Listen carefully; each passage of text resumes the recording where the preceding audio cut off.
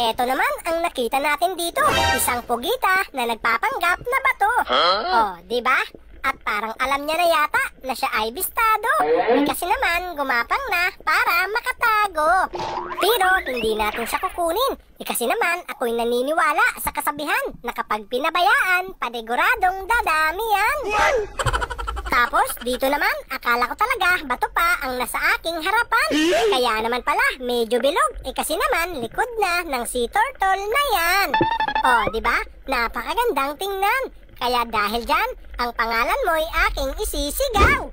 Emeline Garcia ng Santa Clara, Batangas City. Tapos dito naman, isang dambuhalang isda ang ating natagpuan. Pero hindi nga lang pwedeng ipang-ulam. At alam nyo ba na sobrang kaba ko dito? Kasi naman, ayan, binangga niya tayo. Grabe naman. Mabuti na lang at hindi tayo nasugatan. Pero ayos lang dahil napakaganda na naman ng ating natagpuan. Isang malapad na samaral na napakasarap sa bawan. Ops, nakatalikod pa.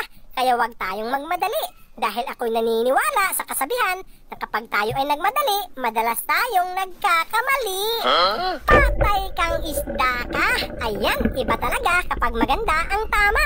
Kasi naman wala ka nang magagawa. Kaya dahil dyan, isang malaking shoutout muna sa'yo, Geraldine Barillo Ganadin ng Liloan, Cebu.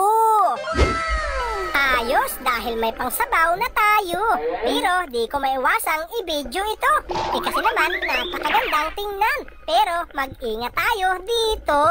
Dahil napakasakit niyan kung makatinik. At hindi lang yan dahil may isa pa dito. O diba? Marami ang tinik ng isdang ito. Pero napakasarap niyan kung gataan. Di nga lang natin kukunin yan. Kasi naman nag-iisa lang. Kaya maghanap na lang tayo dito ng iba. Dahil baka sakaling tayo ay makakita. Pero iba talaga kapag sineswerte ka.